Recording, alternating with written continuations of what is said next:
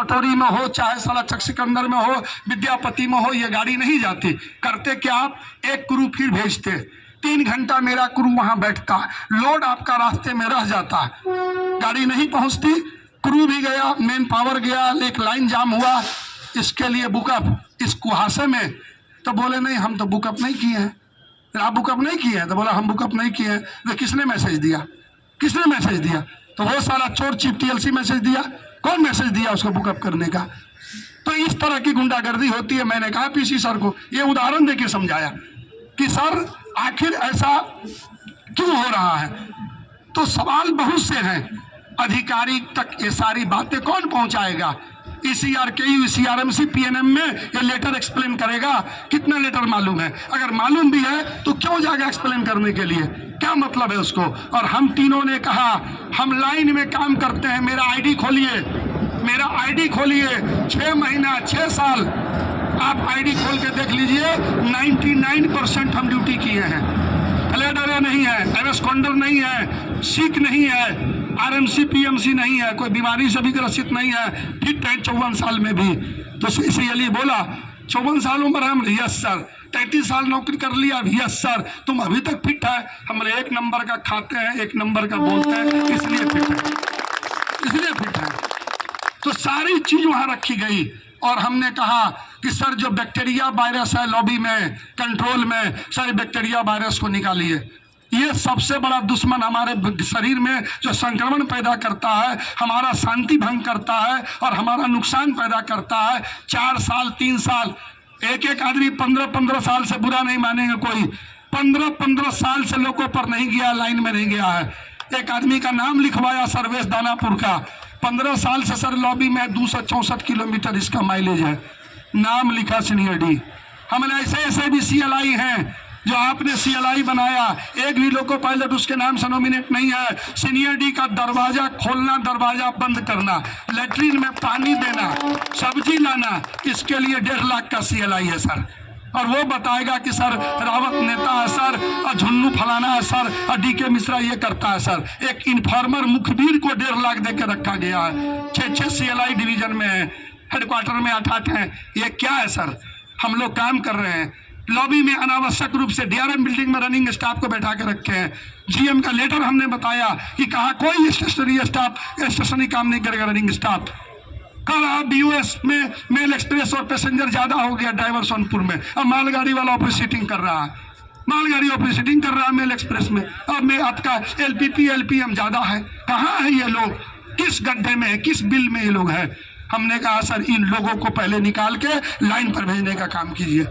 समस्याएं बहुत है, सवाल बहुत है, तमाम सवाल रखे गए वहां पर। कपलिंग काटने की बात हुई, भाई 4.57 कहता है लोको अकाउंट पर इंजन अगर सेट से निकला सेट जाएगा, या ब्लॉक सेक्शन में जो फेलियर होता है, हम लिखे थे उसमें ब्लॉक सेक्शन में जिंदा मुर्दा सब काम हम करते हैं, गड्ढा मारा सब हम झेलते हैं, पब्लिक का ईटा पत्थर भी खाते हैं, गाली भी उसका सुनते हैं। और स्टेशन पर वहीं पर जो ऑपरेटिंग अकाउंट पर जब इंजन ट्रैफिक अकाउंट पर इस कोच से उस कोच में लगेगा, इस रैक से उस रैक में लगेगा, जो आपका कोचिंग लिंक है, क्यों मेरा loco pilot assistant loco pilot कपली काटेगा, काहे जोड़ेगा?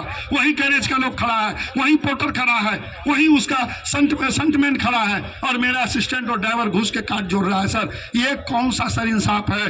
क्या इससे स्ट्रेस लेवल नहीं बढ़ता है? क्या इससे उसका तनाव नहीं बढ़ता है? कंसंट्रेशन भंग नहीं होता है? इसलिए सर एक्सपर्ट कोई घर से कोई सोच के नहीं आता है। सर जब अपने घर से वो ड्यूटी के लिए निकलता है तो अपने धर्म के तमाम देवी देवताओं को 84 लाख की 84 करोड़ है, हमको उसका डिक्शनरी नहीं मालूम है, सारे देवी देवताओं को प्रणाम करके घर से निकलता है कि आज मेरी ड्यूटी सुरक्षित हो। लेकिन उसको टेंशन कौन देता है? परिस्थिति कौन पैदा करता है? हेडलाइट साला लाइन पर नहीं है, वाइपर काम नहीं कर रहा है, छत से पानी टपक रहा है, सिग्नल के सामने स्पीड बोर्ड लगा दिया, पैर लटक रहा है, कहीं लाइट डिम है। कितना लिखेगा ड्राइवर? कितना नोट करता रहेगा?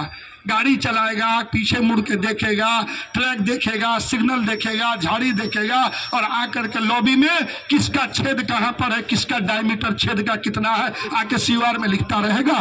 तो फिर आपका सुपरवाइजर क्या करेगा? अभी देखिए ALP का ग्रेडिंग लोको पायलट करेगा। What is this? What A nonsense what ever it is. क्यों लोको पायलट ALP का ग्रेडिंग करेगा भाई? काहे लोको पायलट लिखेगा कि ALP खराब है, ALP बढ़िया है? RRB से कई लाख में चुन करके वो आया है। BTech है, MTech है, ITI है, डिग्री है, डिप्लोमा है। आपने ट्रेनिंग दिया, आपने उसको LR दिया, आपने कॉम्पिटेंसी दिया, इंजन पर आया। हम कौन होते हैं उसको कहने वाले की गलत है? LI काहे रखे हुए हो? CLI उसका ग्रेडिंग करेगा ना, और CMS में लगा दिया। आप ग्रेडिंग करिएगा तभी ऑफ होगा, ऑन होगा। हमने कहा ठीक है साला, फुल मार्क्स दो साला, 100%, 5 नंबर सबको दो, करो तुम एनालिसिस। सारे लोगों को 5 नंबर देंगे, क्यों 3 नंबर देंगे? हम तो रोज उसके साथ 10 घंटे काम करते हैं, 8 घंटे काम करते हैं। वो मेरे साथ, मेरा एकदम विश्वसनीय डिवाइस मेरा ALP है। हम क्यों उसको ये करें? तो ये एक वोट डालो शासन करो का ये नीति है। इसको समझने की जरूरत है मेरे दोस्त, आपस में लड़ने की जरूरत नहीं है। हमारी कुछ कमी अगर है लोको पायलट की, असिस्टेंट लोको पायलट की, हम आपस में बैठ के बात कर लेंगे, सोशल मीडिया में नहीं लाएंगे, प्रशासन के एजेंट के सामने नहीं लाएंगे। इसलिए मेरे दोस्त, समय हो चुका है, कार्यक्रम चल रहा है, रेलवे बोर्ड पर भी मेमोरेंडम दिए जा रहे हैं। OPS की लड़ाई LRS भी शुरू से लड़ रहा है।